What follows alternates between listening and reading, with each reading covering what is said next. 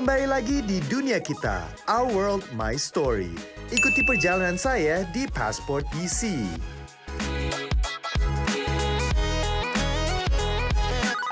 Antrinya panjang banget sampai hampir 1-2 blok. Worth it nggak ya? Yuk kita mulai ngantri supaya nggak semakin panjang. Antriannya nggak selesai-selesai. Oh my God. Ini karena budaya Korea semakin populer nih ya. Di seluruh dunia, termasuk di Amerika Serikat. Wow, lihat deh guys, sampai ada orang yang bawa tas karena dia ingin pergi ke berbagai negara di Washington DC. My God. Ini orang-orang pada ingin pergi ke berbagai negara. Dan yang menariknya nggak usah pakai paspor loh. Karena hari ini adalah Passport DC, di mana berbagai embassy buka pintunya dan kita bisa datang, mengunjungi, dan mengalami berbagai budaya, makanan enak. Dan saya sama Mas Yogi, apa kabar Mas? Udah Hujan semangat? ya? Iya hujan, tapi lihat deh masih penuh. Semangat banget, antrenya panjang loh. Antrinya panjang banget, Panjang. hebat banget. Seperti ini event yang seru banget, orang-orang pada datang. Ini diadakan setiap tahun ya Mas? Diadakan setiap tahun. Dan Mas Yogi udah pernah? udah dong. Udah, kita kan tahun lalu kita pernah Tahun lalu kita kan? pernah ke sana. Tapi sendiri sebelum itu udah? Pernah dong. Pernah? Pernah.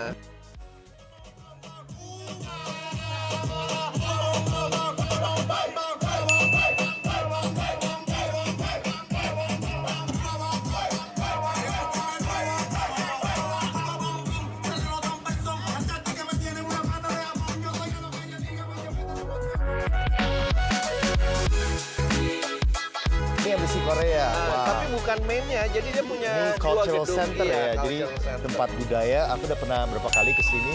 Di sini biasa ada berbagai art, bisa menikmati, bisa belajar mengenai budaya Korea.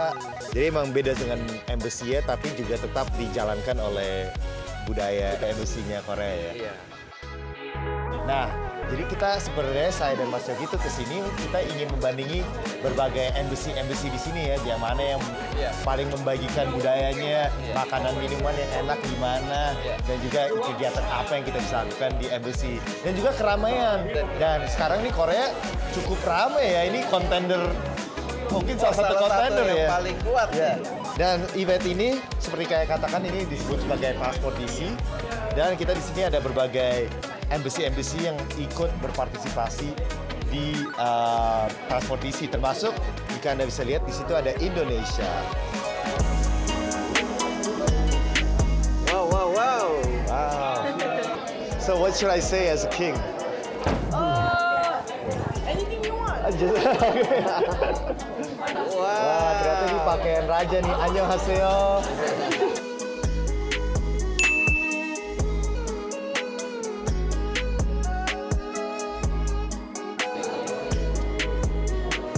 This is not the king, right?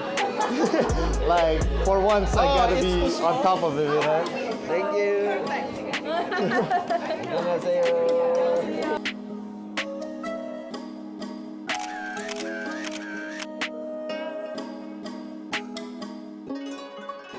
How do you think so far about this event? It's so fun so far. It seems really exciting, and this is the first thing we're doing, so it's it's been great so far. what other embassies are you planning to visit? I'm not sure. You could be a part of it Go too. across the street. I think that's the Congo. I think is across the street. Is this your first time at Passport DC? Yes. Yes, I've both been of to you. this embassy, Yes, but not on the tour. She has a Oh. little app, and it says like 75 Yes. places to go. Oh, you guys Yeah. have 75 places to go. Yes. I hope you guys Well, can make it. 74, I guess. 74, Yes. because the lines are really long. So. It wasn't that long of a wait. It was maybe like 10 minutes, maybe if that. For Yeah. us, it wasn't that bad. It's the plan for the Saturday. Just wander around, see what we can get in. You know, there's Yeah. nowhere to be, so. That's a good plan, Yeah. guys. All right, Yeah. enjoy the rest of your day. Thank you so much for talking to us. Jadi kita baru bisa dengan Hana dan Ilana, katanya mereka ngantri sekitar 10 menit, katanya nggak panjang, terutama karena eventnya seru banget. Mereka mau pergi ke 74 event lagi. Waduh, kayaknya mereka yang harus ini ya, yang judge ya, embassy mana yang jago. Karena mereka mau ke 74 embassy, hebat banget.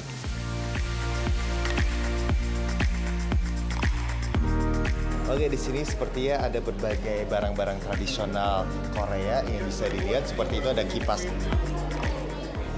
ada sepatu kecil banget, lucu banget ya, imut. Dan di situ juga ada model pakaian, tapi lihat deh, modelnya pakai botol minuman, lucu banget. Dan ini juga sepertinya ada berbagai castle atau istana di Korea. Kita coba lihat ya. Gwanghwamun, aduh kayaknya saya pronunciation-nya salah deh.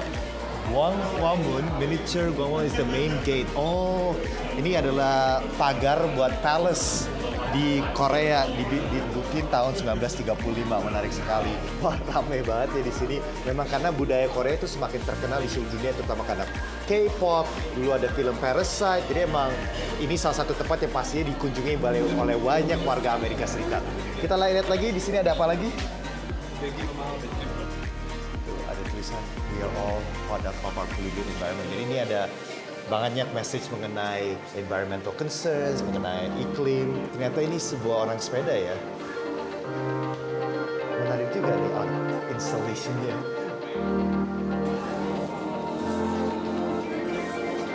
Kalian dengar teman-teman, jadi ada band, Korean band yang lagi siap-siap untuk tampil karena jam 11 mereka mau main. Sayangnya kita harus pergi karena ada beberapa embassy yang kita harus check out. So, hopefully performance-nya bagus ya. Mari kita pergi.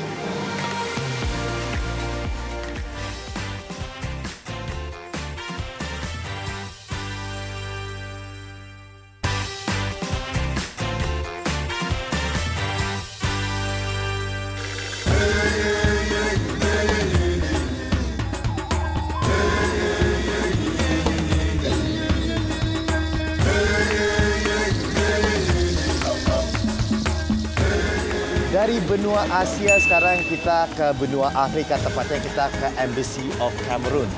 Jujur saya tidak terlalu tahu banyak mengenai negara ini, jadi ini waktunya untuk belajar mengenai budaya Kamerun. Mari kita masuk yuk dan lihat apa aja yang kita bisa lakukan di dalam embassy ini. Wow, Anda bisa lihat di kanan saya sudah ada pakaian-pakaian tradisional dan juga ada yang modern nih seperti kaos t-shirt itu, tapi ada nuansa tradisionalnya.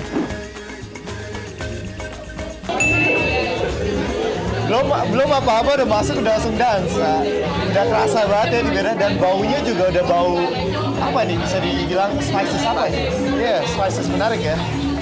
What are we supposed to do with this? You twist it. You gotta twist it to peel it off exactly, and Okay. you chew bit by bit. Yeah. And you said it's bitter. It is really bitter. Yeah. Okay. Of course. Thank you guys for coming. Thank you. Iya. Katanya pahit nih untuk bangun karena ini pagi-pagi, jadi kita harus bangun kayak kopinya mereka mungkin ya. Oh, bitter nih. Oh.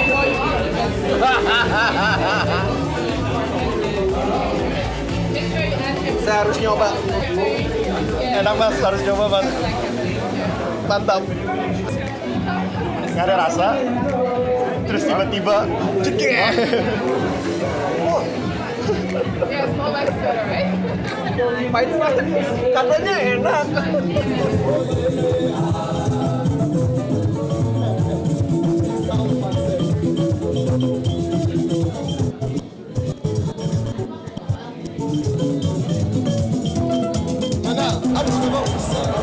Enak banget kayak kopi hitam di Indonesia gitu loh.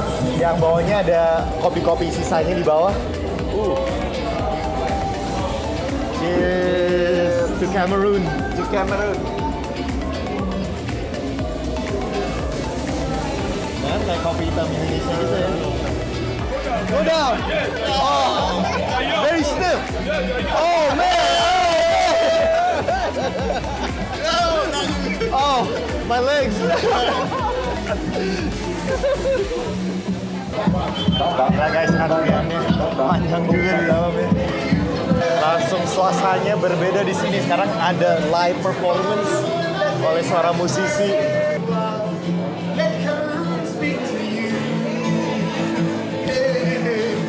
Cameroon loves you, Cameroon loves you, Cameroon welcomes you. So, kita dikasih gratis untuk sample. Ini beignet banana donat dari Prancis. From Cameroon, yes. Thank you so much, man. Oh, wow. Ma'am, this is amazing. So good. Banananya kerasa banget. Mas Yogi coba dong. Dicoba dari Gandira nih. Oh ini enak betul, janji saya. Wah, pahit pisangnya kerasa ya.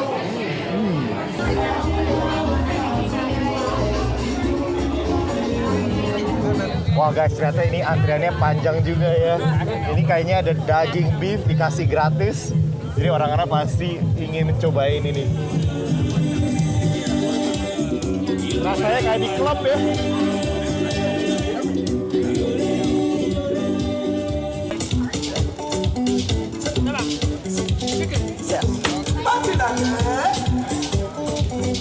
Thank you. Can I have beef? Spicy or barbecue? Both. What? Thank you so much. Oke, jadi saya ambil ayam, Mas Yogi beef. Aku pakai spicy sauce, Mas Yogi dicampur ya, barbecue dan Yoi, spicy. dicampur. Kita coba dulu ya.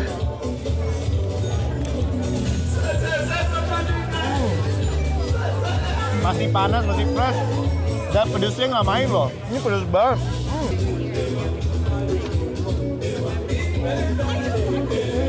Juara dagingnya empuk. Masa gratis ini kasih enak banget, parah gratis. Ayam ya, kita coba.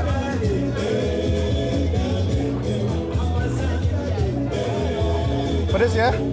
Pedas, udah jelas nih cabenya habanero. Oh, nggak tahu. Habanero tuh Hebat. salah satu cabai terpedas ya, di Amerika.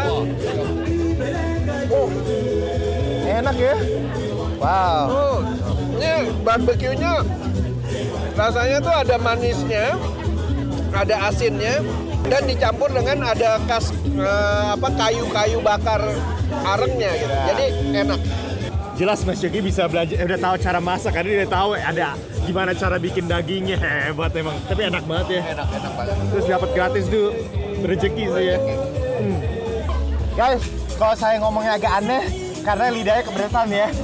Tapi review saya, ayamnya saya kasih 8,5, dagingnya 9,5, terutama karena saus pedesnya yang gokil, walaupun saya keberesan tapi enak banget.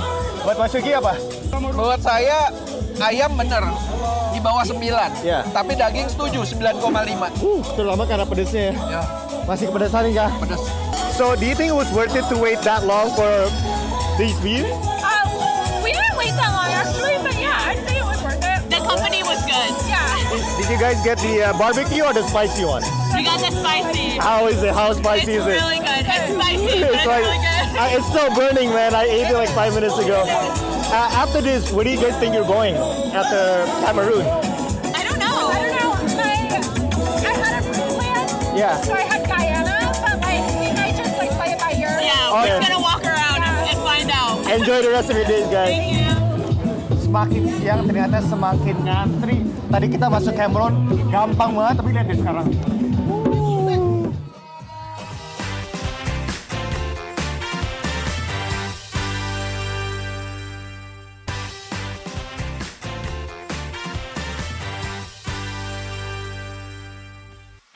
Hey guys, welcome back to dunia kita, Our World, My Story. Jadi belakang-belakang ini saya melihat di Instagram bahwa teman-teman saya banyak banget yang udah nikah. Jadi saya penasaran gimana sih proses pernikahan di Amerika Serikat. Saya nanya siapa ya? Halo Naras, apa kabar? Jadi Naras bekerja di tim digital untuk VOA Indonesia. Bener sekali, dan aku dengar katanya kamu penasaran tentang pernikahan di Amerika Serikat Iya, nih. udah umur 28 nih. Nah, kebetulan banget, jadi tim aku punya segmen yang namanya Amerika Banget, yaitu menjelaskan tentang segalanya tentang yang Amerika-Amerikaan gitu. Salah satunya kita ngebahas tentang pernikahan di Amerika Serikat nih. Oh gitu ya, menarik sekali. Nah, Let's roll the clip.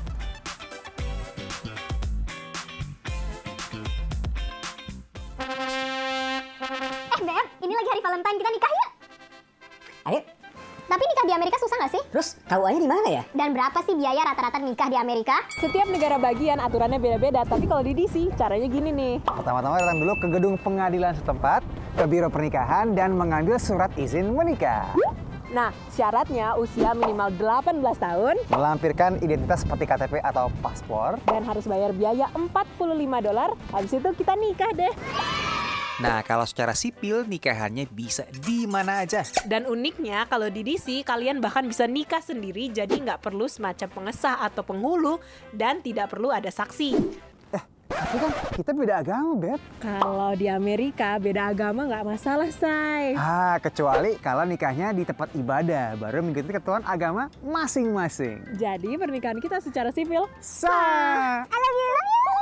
Dari sini, kalian tinggal tanda tangan izin nikahnya, balikin ke pengadilan, terus pengadilan akan kirim kalian akta pernikahan. Sayang, kira-kira budget berapa yang aku harus siapkan untuk biaya resepsi pernikahan yang bikin kamu bahagia? Tadi sih aku lihat katanya rata-rata pesta pernikahan di Amerika tuh $28.000, Beb. 420 juta, kamu nyawangin nggak? Aduh, tadi aku juga di website, rata-rata biaya pernikahan di Washington DC dan New York bisa memakan uang hingga $40.000. Jelas-jelas aku nggak punya uangnya, sayang. Jadi kayak gini aja ya. Oke deh, kalau di tempat kalian pernikahan itu mahal dan susah nggak? Hal-hal apa lagi yang Amerika banget yang ingin kamu ketahui, tulis di kolom komen. Sampai jumpa.